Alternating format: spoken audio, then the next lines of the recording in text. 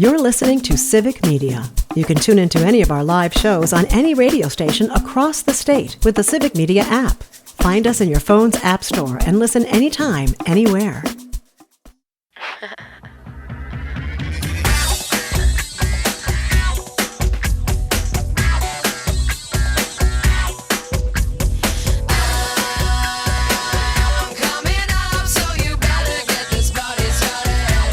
Hello and welcome to the Dr. Kristen Lyerly Show.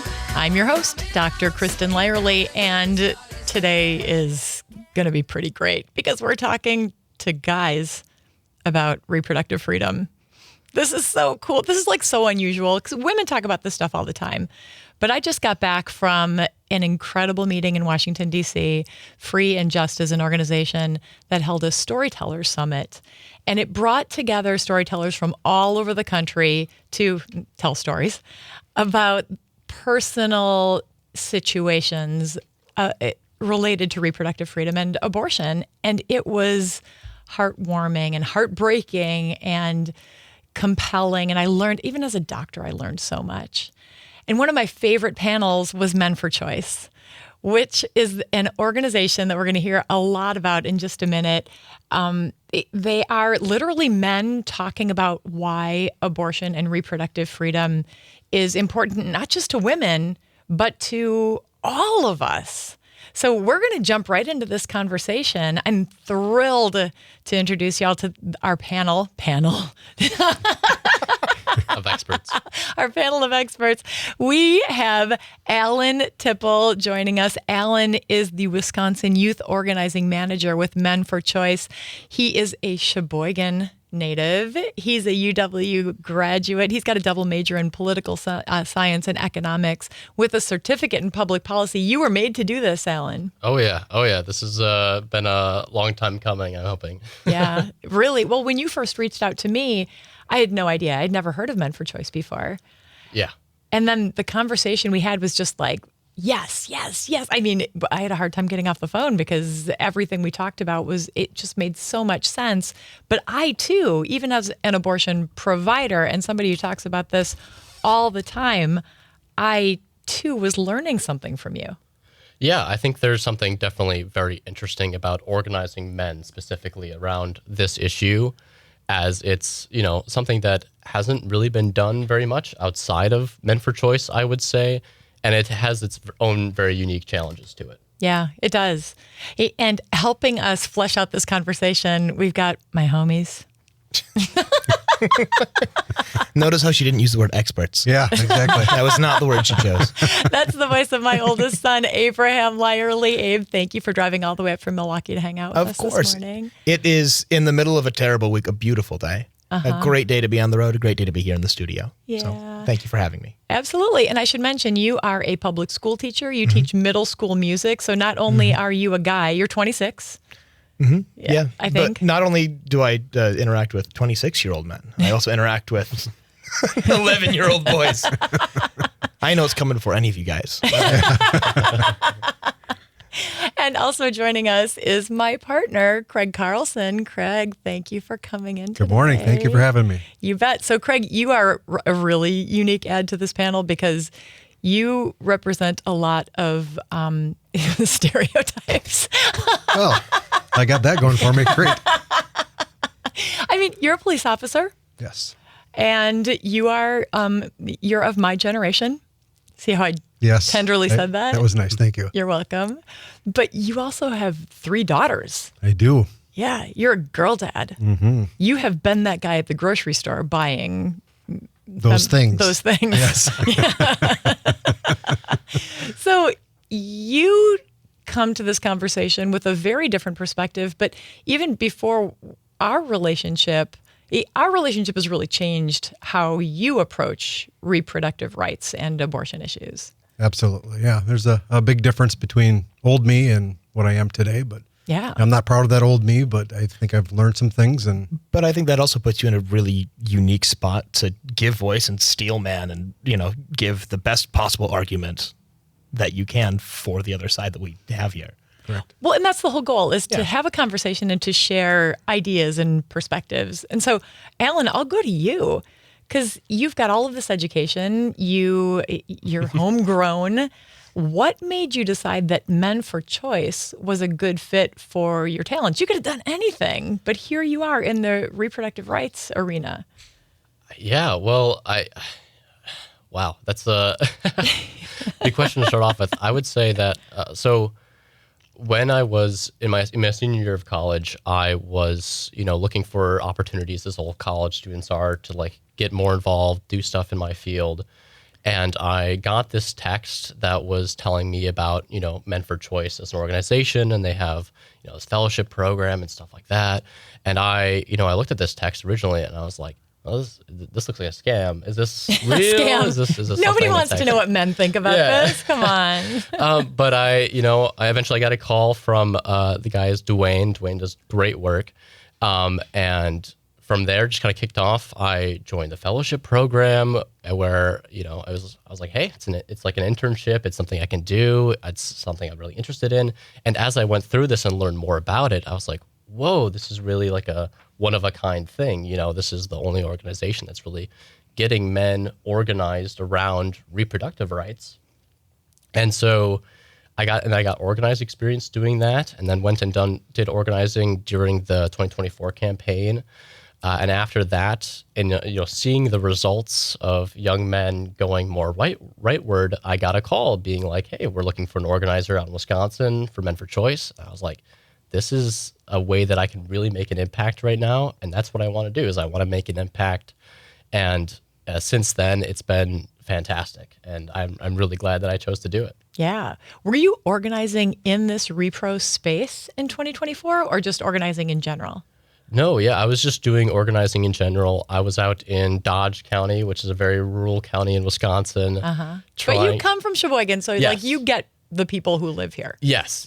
So, yeah, I mean, Sheboygan has its blue spot, but Dodge County is like one of those counties that's like 30% blue. And having to do democratic organizing in that area was tough. Yeah. It was tough, but it was very rewarding. And then now I'm jumping into another area where it's also tough in its own different ways, is getting men around this issue that doesn't usually directly impact us. I mean, not that people know on the surface, at least. Right? It's much deeper than that. Yes. Well, and Abe, you understand this fundamentally because you grew up with me. And this is dinner table talk at our house. And this was in the professional magazines that were left on the dinner table. Sort of. Do you remember that pelvic model that I had? I do. There were all sorts of interesting takes on toys around the house. I just want, and I don't usually pipe in. Oh my gosh, I feel so bad for you. So actually, really quick story. We have an Apple photo album that plays through every single picture that we have as a family. During my high school graduation, this is going on in the background. In this photo album, amongst probably 1,000 photos, there's one single photo of a giant vulvar hematoma. A giant bloody tumor. It's like this game of Russian roulette at my graduation party of when's the tumor coming up? You took the tumor out, right? She did not remove the tumor from the slideshow. Did you lose any friends over that? No, it was a good laugh. There you go. I would say that your friends maybe are more curious having seen that. And we don't have to try to spin this. I think that's a great point, though, that I've learned there are many things that happened at your household, the things you've talked about that how many times have I said, we never talked about that. That never came up at my house. But I think that's very important. I think that's a good basis to get Men for Choice and getting men involved in that stuff, is getting that information, things that we didn't know.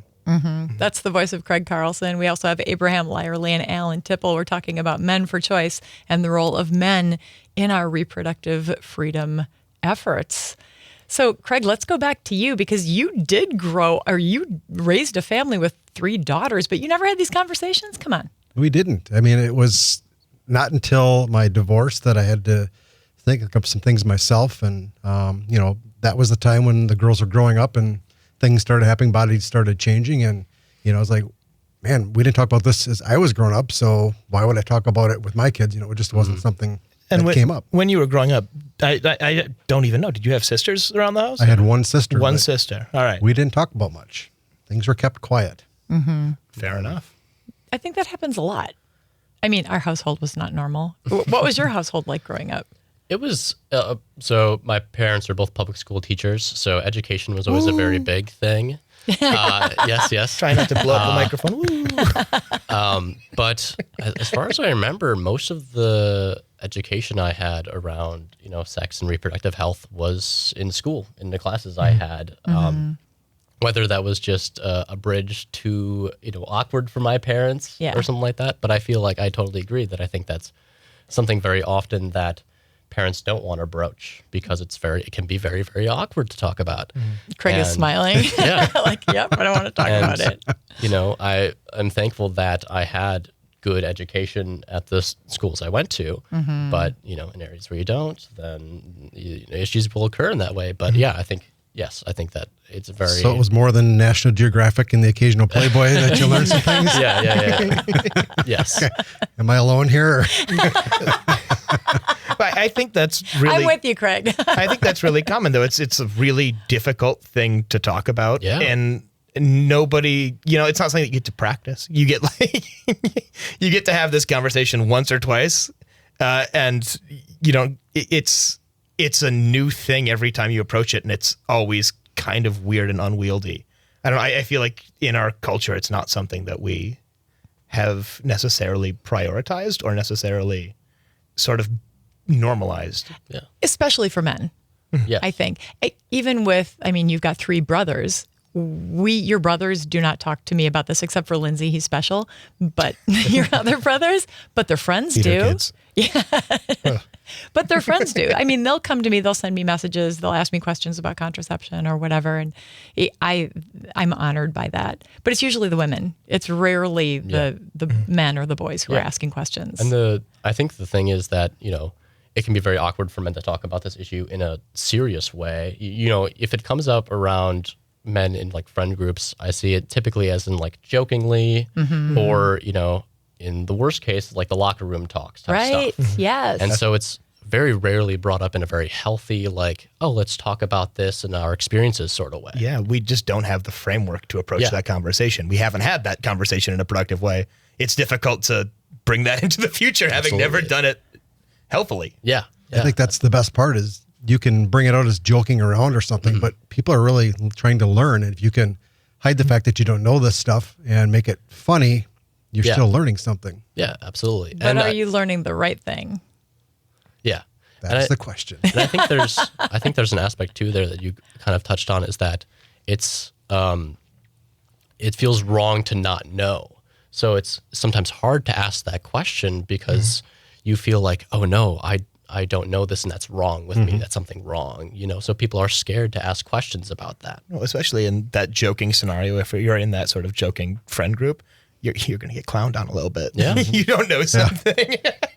There's that sort of culture of when it's a joking culture and you have some sort of flub or you admit to not knowing something, it's easy to feel vulnerable there. Right. Well, and the people around you don't know either. So it's like this whole game of ignorance, building on ignorance, which is why the conversation we're having is so very important. All right, we're going to take a little break, but when we come back, we're going to talk about this music. And we are also going to go a little deeper into Men for Choice, what it is, and how people can get involved. Perfect. This is Dr. Kristen Lyerly. You're listening to the Dr. Kristen Lyerly Show.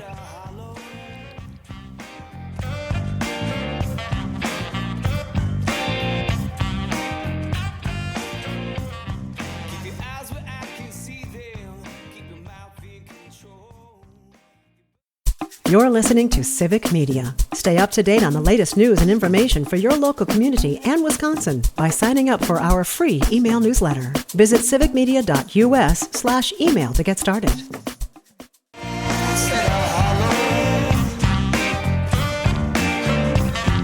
the cost of getting somewhere is selling yourself blind. Welcome back to the Dr. Kristen Lyerly Show. It's me, Dr. Kristen Lyerly, and I am sitting at this table with a bunch of dudes talking about abortion. It's fun, right? I'm having fun. Good time so far. I've got Alan Tiffel here. He is the Wisconsin youth organizer with Men for Choice. My son, Abraham Lyerly, is joining us, as is my partner, Craig Carlson. That might sound kind of crazy, but you'll get it. Just stick with us here. And I did want to talk just for a minute about our music because, you know, I love to highlight Wisconsin bands. Today we're featuring Kyle Magna and the Monsoons. They are a Fox Valley-based band. They've been around forever. If you haven't seen them live, that is really the way to see them. They describe themselves as dark indie blues folk rock feel. Whoa. All of those things. I know it's a mélange. Yeah. They were at the Electric City River Jam in Kaukauna last weekend. They're going to be in Sister Bay in July. And of course, Mile of Music, which is a blast. If you haven't seen Mile of Music, OMG. Bands everywhere. Lots of local bands. So got to get out there and support your local artists. Got to do it. It is so important. And right now, when things are feeling pretty heavy in the world, art is the thing that's going to save us. Yeah. Abe, you're opening your mouth like I don't know if it's going to save us, but it's really nice just to get down and just sit there and listen to just some good live music. Yeah. It's just always a good way to spend an afternoon. But you're a music teacher, so you might be biased. Well, and Alan, you're a music guy too. You like music. I do like music, yes. Yeah. And that's one of the best parts I like about living in Madison as well, is a bunch of free music festivals. And my uncle, like I was mentioning before, is kind of in the music scene down there, and he'll take me to a ton of stuff, and I really love that a lot. That's that sense of community. Yes. That we all need more of right now. Yeah, that's for sure. That you are creating through your work with Men for Choice. Yes. Which is an organization that helps bring men to the table to talk about reproductive issues. So tell us more about Men for Choice. Where did it come from? What are the goals? Yeah, so Men for Choice, like many fantastic ideas, started with two guys talking in a bar. Fantastic. I love that. We've got applause from Todd on the other side of the glass. Many terrible ideas. Yeah, I'm sure all great ideas, start there. There's a lot of ideas from those places. And they always get outside the bar too, always get off the ground. But yeah, so in Chicago, our two founders, had a conversation after one of them had gone to a rally or some sort of event that was advocating for reproductive rights, and had noticed, where's all the men here? This also impacts men. Why are they not here? And so they had a conversation. It was like, we just need to make an organization to get men more involved in this, to make them realize that this is something that's important to them. And so that conversation happened 10 years ago. And now, we've got stuff going on in Florida, in Georgia, North Carolina. I'm starting out in Wisconsin now. And it's really blossomed from there. And our biggest part of our program is our fellowship program, where we take 10 weeks to take pro-choice men to educate them about what abortion is, what's going on with it in the United States, and how to organize around this issue and how to communicate to their friends about it. And as you mentioned, it's really about creating a community, because these men then go on to have conversations with their friends about this topic. And that's really, how we've seen it make a lot of progress, because very unfortunately, there are a lot of men out there who don't listen as much to women as they will to other men. And so when they hear their guy friends telling them, hey, this is important, this is something you should care about, they go, something clicks in their head and they go, oh, so you're right. Just to tie that back to our earlier conversation, we were talking about how it's really common for men to lack the framework to have these discussions. What I'm hearing you say is that you work to provide that framework, and then you let people have that conversation on their own. Here's a way to talk about this in a productive way. I want you to have an honest conversation with your friends. Don't take, my talking points, but talk with your friends about it. Yeah. See what they think. We certainly encourage that. For sure. The part of our fellowship is bringing them in with we have a set framework, like a community conversation kind of slideshow that they go through. Wow. And it's a good way to just have this outline for them to follow. But then obviously after that, it's like, hey, go just talk to your friends about this. One of the biggest things is call out the BS. When you hear that locker room talk, or you hear somebody say something that is wrong, make sure you say that, because if that's your friend saying that, they will listen to you, or at least they should listen to you when you tell them hey, that's wrong, or you shouldn't say that, or hear this and that and the other. How do you build up the courage to make people confront those those misconceptions. That's such a great point, Craig, because I think that a lot of times, whether we're talking about abortion or anything else, if you don't feel courageous enough to counter that or curious enough to ask the question, you just kind of go with it. Yeah, so a part of it is building that community with other guys. So throughout the fellowship, you're paired with a fellowship coordinator. That's one of the roles that I've taken on, and a bunch of other guys from your area who are doing the same thing. And you see these other guys who have done this before or are doing this currently, and it's to instill them with the idea that you can do this. And I think there are a lot of other tough conversations guys have had with their friends, but it's just not one of these. They just haven't talked about this topic before. And just realizing that this is just another topic that you can broach with your friends, that you can talk about, that you care about, kind of, pushes them over the edge, or hopefully will push them over the edge to talk to their friends about this. Yeah. It doesn't have to be a confrontation. It could be just questions and make people think. Absolutely. And that's very important also, is providing a safe space to ask questions. Because like we were talking about before, sometimes it's very hard to ask those questions, or very hard to know if it's okay to ask those questions. And providing that safe space with your friends is a great space to, answer those questions and broach those conversations. And making it relevant. Yeah. Like, why does this matter to you? Because it is relevant to men, especially these days. We're going to get into that in our next segment, and we're going to talk about, why is abortion political? Because it's healthcare. I mean, I know it's healthcare, but do you know it's healthcare? We'll talk about that. This is Dr. Kristen Lyerly. You're listening to the Dr. Kristen Lyerly Show on WISS, WGBW, and the Civic Media Radio Network. Take these thoughts away. I don't want to play.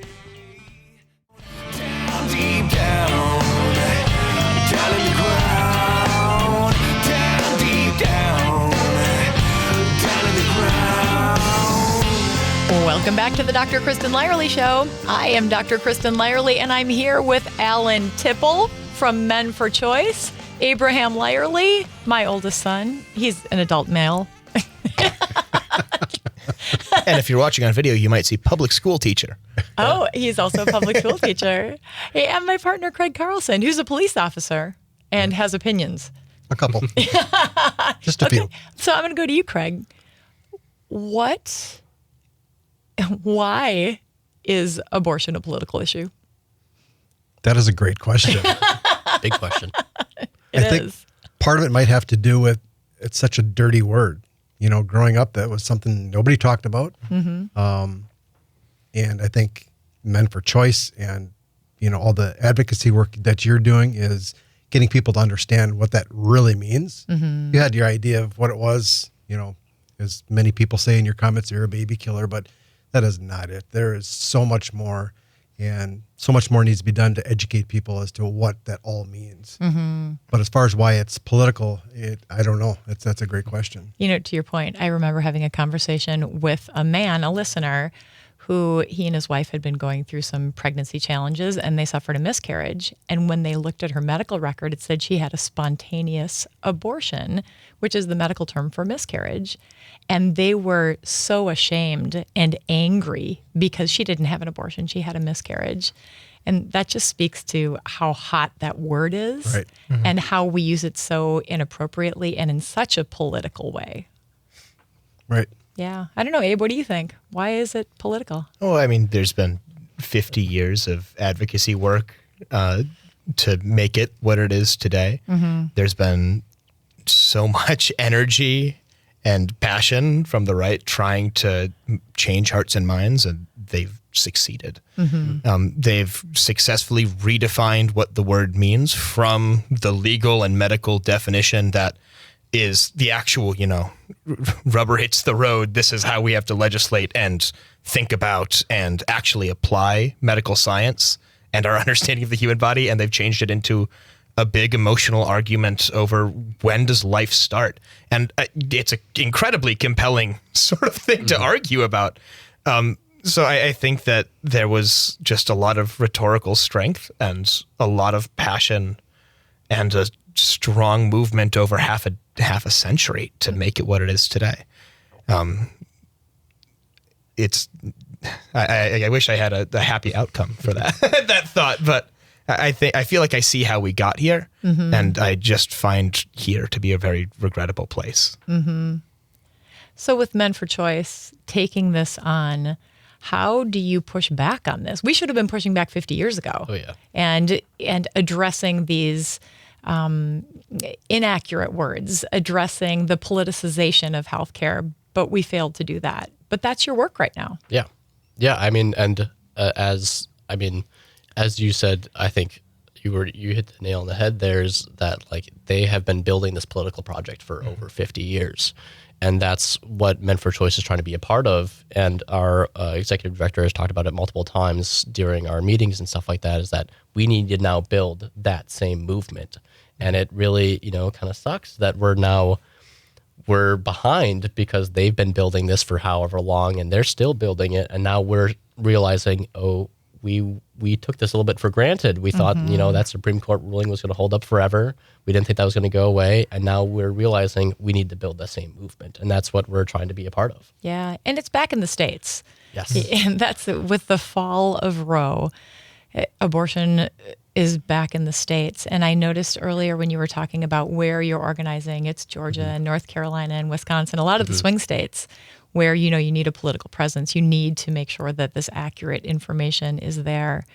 So I'm just going to throw this out to all of you, whoever wants to jump in on this. What is the problem with abortion being back in the States? It sounds so logical when Republicans are messaging this, of course you want the states to control this, right? I would like to jump in on this one. So I don't know if you all have ever seen, there's like a map out there that kind of shows the map of the United States and in like varying color what states have access. Yeah. Right. And so you get down near the Bible Belt where it's a lot of red, a lot more restrictions. And so what you look at when you look at this map is you see that someone who's living in Florida, they would have to, in order to get abortion, a procedure a lot of people need to live. I think that might be worth just, sorry, not to interrupt, but to say, if you're in, South Florida and you need to travel for this, it can be an absolute need. It's not, it's not a want, it's sometimes a complete need. Exactly. And what you have to do to travel is you have to book a flight, you have to take off of work, you have to book a hotel, you have to then pay for the procedure, and you have childcare. Yeah, and most of these people care. have other children. Yeah, most people who get an abortion are already mothers, which is a notion that most people don't know.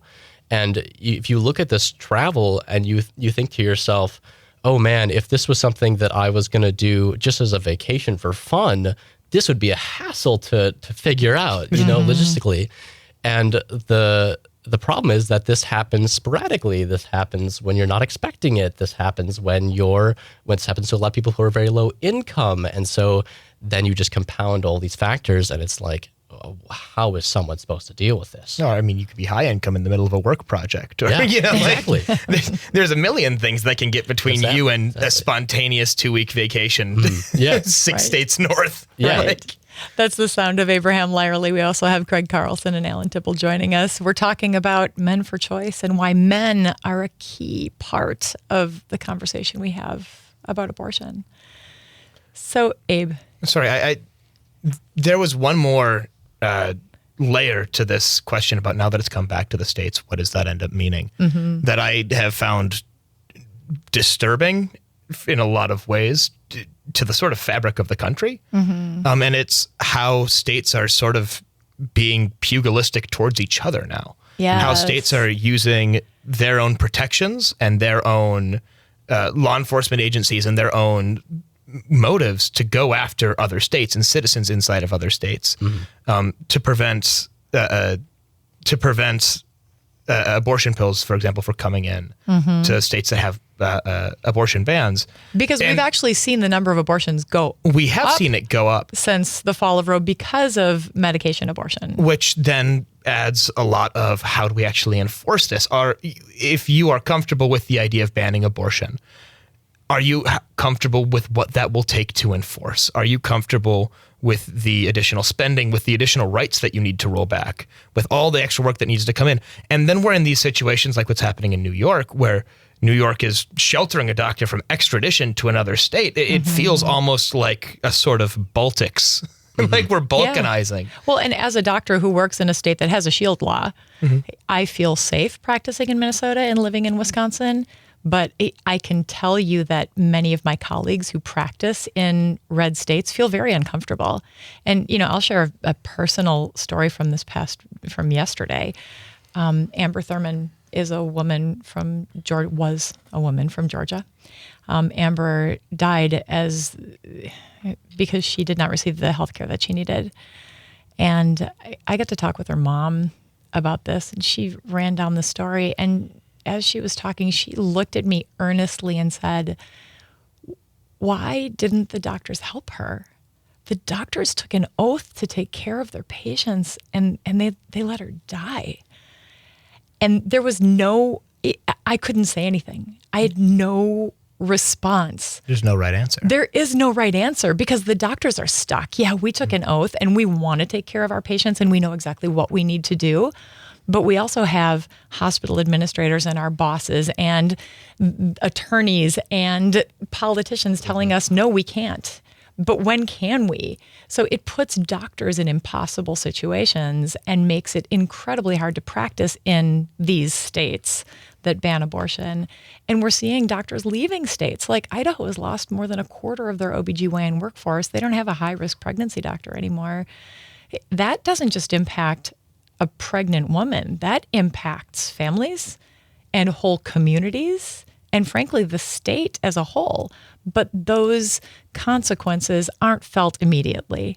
And I think for a lot of folks, unless it is right there in your lap, and that's probably why women really feel this more deeply, because we have a period every month, whether we want it or not, whether we have tampons in the house or not, we still have a period. We have to worry about birth control all the time. It's different for men.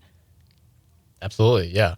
And I think, that's one of the things we try to do is put that front and center.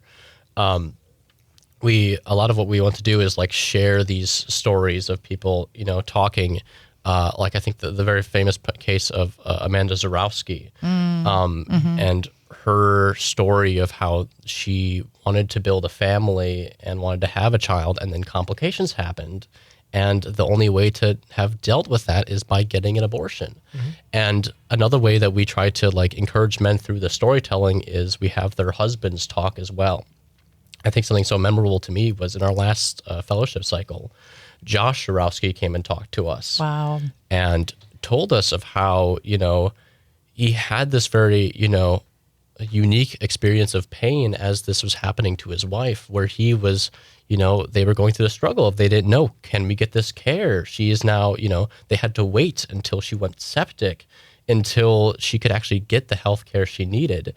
And he shared with us how not only was he going through the pain of almost thinking he's going to lose his wife, but then later he then wasn't able to process the fact that they had lost their first chance at trying to have a child. And that it just kind of hit him double time, was that first he was so worried about losing her, and then later on it hit him, oh my gosh, we also lost this child that we were so excited to have, that we had bought baby clothes for.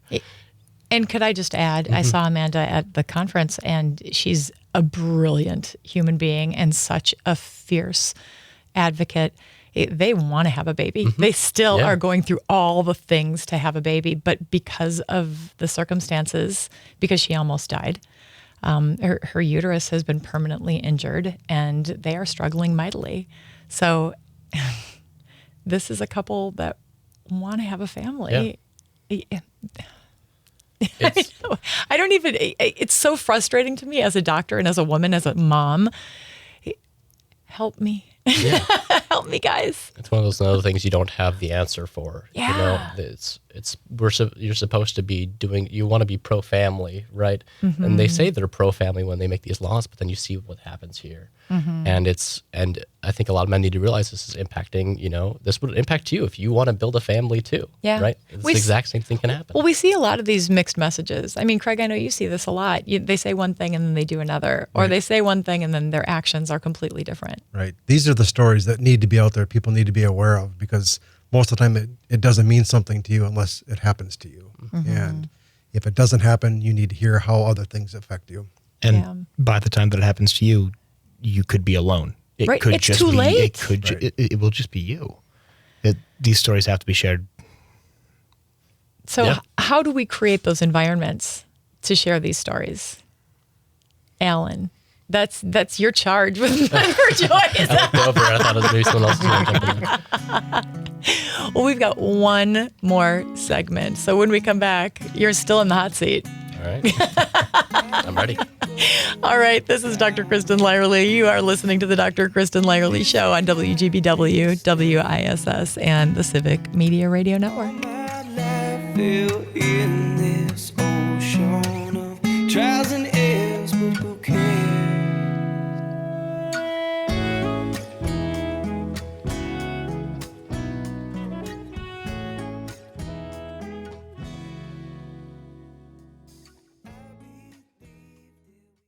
You're listening to Civic Media. Find the latest news, information, and archives of all your favorite shows on the Civic Media website, civicmedia.us. Who's to blame? Who's to blame?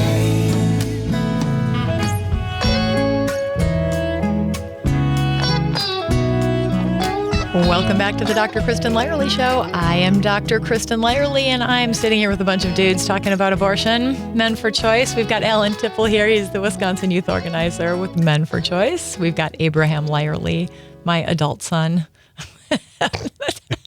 It's just funny. I don't know. And she will never say, and public school teacher. Right. She And- just keeps And proud public school teacher. proud. Yes. And my partner, Greg Carlson, proud police officer, Yes. having a very interesting conversation about abortion. This is like a motley crew, but it's so important.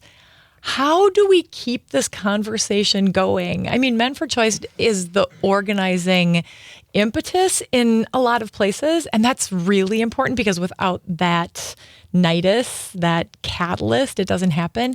But how do we have these conversations in our homes and in the places where other maybe less constructive conversations are happening now? Yeah, I think it's just bring it up when it's relevant, and don't shy away from talking about it either. I think a lot of people, will kind of retract back into their shells when they hear the word abortion mentioned in a conversation, which I think, can be reasonable depending on the people you're around. But if someone is being loud about abortion in a room and they're saying either, stuff you agree with or stuff you don't agree with, they're already being loud. It's now your turn to speak, And in a less confrontational sense, if you're ever having conversations with your friends about politics, very fun conversations to have, obviously. Craig, you love those. It's another conversation to have. It's another topic that is very, very big happening right now. And I think, it's worth it just to bring up that conversation and tell your, guy friends or the people you're talking about what's going on. And sometimes it can be really effective just to say, we've had this conversation. I disagree. Yeah. And, respectfully, you don't need to make a big thing of it. Just sometimes letting people know where you stand. It won't change any minds in the moment, won't change any minds in a week, but it provides that sort of an anchor. It gives a face to that idea for somebody else. If it makes it not an abstract thing just floating around that you hear on weird podcasts. It's the calm voice of reason is what you need to do. If people shouting at each other is not going to solve anything. Nobody's going to listen. It's those little things, those little moments where you can interject some facts. Just let that person think, all right, maybe I do need to think about this. Because you probably make assumptions about people. Oh, you absolutely do. Yeah. So to be able to just gently say who you are and what you stand for, I think is really important. Yeah. And something great about that is when you stand up in that room or you say it you just say I disagree, or you make that mention, you'll find out more people around you were similarly being quiet because they didn't want to say anything, and you'll find out, oh, look, I actually have more people with me in this room than I thought I did. And it can really give you that, sense of community, or, change your mind about some pre-notions you might have had about some other people. And it may not be at that moment, but it could be after the fact to say, hey, I'm with you. I understand. And those are those moments that that it's being impactful on people. I also just want to bring up, there's a lot of just like calming power in taking these hyper partisan sort of toxic online like arguments and fights that you just see, and bringing it back and grounding it in reality and being like, oh, okay, people don't actually hold these bizarre, crazy takes. It's a really grounding experience to just have a conversation, not online, to not just be reading comments, to actually realize this person I disagree with has strong convictions behind what they're saying, and I understand how they got to that point. Being able to understand somebody else in person is so valuable at the end of the day. It really speaks to the power of storytelling, because many of us have very personal stories about reproductive health that we just keep to ourselves, whether it's just because it's hard to talk about, or it's shameful, or it's inappropriate in this environment. And when you can share a story like that, it's wild how the kind of understanding that it can create. I mean, how many times, Craig, have we been to events where people have come up to me after I've said things publicly, and they've shared a miscarriage story or told me about a problem they have with their uterus, or, whatever. I mean, men our age talking about an abortion that they and their partner had in college that they still think about. Yeah, it happens all the time, more than people want to admit. And that's the incredible thing of going to these events and seeing that happen every single time. And bringing the humanity back into the conversation is so important, because people get so disconnected when it's just online all the time. But when you see someone in front of you telling you this story, it really hits home. It's really like, oh, wow, okay, this is a person in front of me that this has happened to, that has been caused severe pain by this. And I think that, a lot of people who maybe online will say very harsh things or have very harsh opinions, when they see someone in front of them, or they see a family member, or they see a friend talk about this and their personal experience with them, it really opens their eyes. It certainly does. And when you think about the history, like in your family, some of the family stories that you start to unpack, and you realize, oh, wait, this person, like I have family members who were adopted by their sisters and brothers, or people who have had cancer situations, or there have been so many reproductive hiccups in our ancestors' lives that we just don't talk about. They didn't talk about generationally, but now we have to talk about it, because this is an issue that is so much in the forefront when it comes to politics and the leaders that we choose and how divided we are as a country. So there's never been a more important time to bring back the humanity. I love that you said that, Alan, because I think that that's the key to it. The conversations, the stories, the humanity.